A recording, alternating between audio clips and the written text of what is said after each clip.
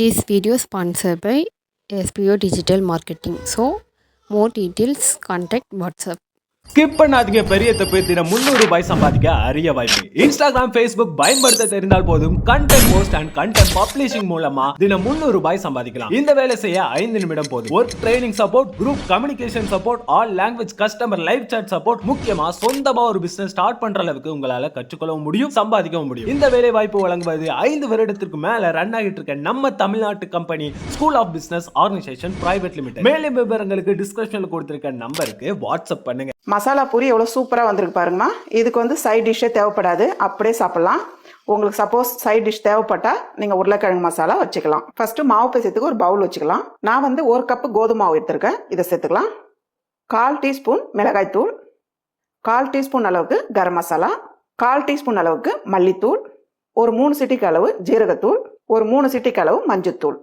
இதெல்லாம் சேர்த்துட்டு கொஞ்சமாக ஓமம் வந்து இஷ்டப்பட்டா சேர்த்துக்குங்க, இல்லைன்னா விட்டுடலாம். ஓமம் சேர்த்துட்டு உள்ளங்கையில் வச்சு இப்படி தேய்ச்சிடுங்க, அப்போ தான் வந்து வாசனை ரொம்ப நல்லாயிருக்கும். இதை கூடவே சேர்த்துடலாம். கூடவே 1 டீஸ்பூன் அளவுக்கு ரவை சேர்த்துக்குங்க. ரவை எதனாலனா கொஞ்ச நேரம் உப்பெல்லாம் வந்து அப்படியே இருக்கும், அதே போல் நல்லா சாஃப்டாகவும் இருக்கும். 1/4 ஸ்பூன் அளவுக்கு சர்க்கரை சேர்த்துக்கலாம். சர்க்கரை வந்து கலருக்காக தான், அதே போல் டேஸ்ட்டும் கொஞ்சம் நல்லாயிருக்கும். சர்க்கரை வந்து தேவைப்பட்டால் சேர்த்துங்க, இல்லைன்னா விட்டுடலாம். தேவையான அளவு உப்பு, கூடவே 1 டீஸ்பூன் அளவுக்கு எண்ணெய் சேர்த்துடலாம். ஃபஸ்ட்டு இதெல்லாம் சேர்த்துட்டு நல்லா கலந்து விட்டுருங்க. கூடவே பொடியை நறுக்குன கொத்தமல்லி இதையும் சேர்த்துடலாம். இதையும் சேர்த்துட்டு நல்லா கலந்துருங்க.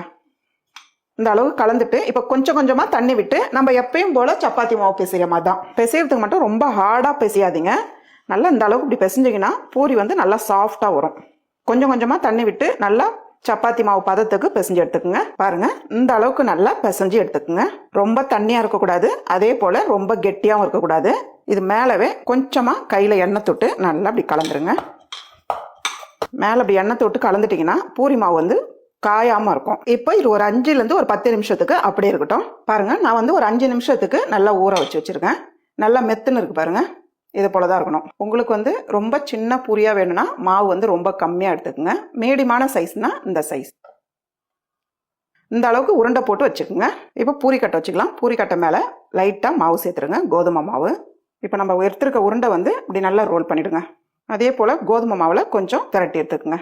ரொம்ப மெலிசாக திரட்டக்கூடாது, கொஞ்சம் திக்னஸ் இருக்கணும். அப்போ தான் வந்து பூரி வந்து நல்லா உப்பி வரும். ரொம்ப மெலிசாக திரட்டிட்டிங்கன்னா பூரி வந்து உப்பாது. உங்களுக்கு இந்த ரவுண்டு வரலன்னா நீங்கள் வந்து திரட்டிட்டு ஒரு கப்பு ஒன்று எடுத்து மேலே வச்சு இப்படி நல்லா அழுத்திட்டிங்கன்னா நல்லா கட் ஆகிடும், எடுத்துடலாம். இந்த அளவுக்கு திக்கு இருக்கணும். ரொம்ப மெலிசாக இருந்ததுன்னா பூரி வந்து உப்பாது. இப்போ வந்து ஒரு பிளேட்டில் எடுத்து வச்சுக்கலாம். பூரி சுடுற அளவுக்கு ஒரு கடாயில் எண்ணெய் சேர்த்துட்டு எண்ணெய் வந்து நல்லா சூடாகணும். அடுப்பு தீ வந்து ஃபாஸ்ட்டாக வச்சு நல்லா சூடு பண்ணிவிட்டு பூரி போடுற டைமில் அடுப்பு தீ வந்து குறைச்சி மீடியமான அளவில் வச்சுடுங்க. பாருங்கம்மா, எண்ணெய் வந்து நல்லா சூடாகிருக்கு. இப்போ வந்து அடுப்பு தீ வந்து மீடியமான அளவில் குறைச்சிடுங்க. இப்போ இப்படி எண்ணெயில் சேர்க்கும் போது பார்த்து சேருங்க. இப்படி உப்பி வரும்போது எண்ணெய் வந்து இப்படி எடுத்து மேலே விடுங்க.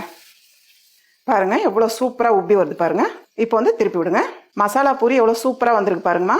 அவ்வளோதாம்மா, நல்ல ஒரு சூப்பரான மசாலா பூரி ரெடி.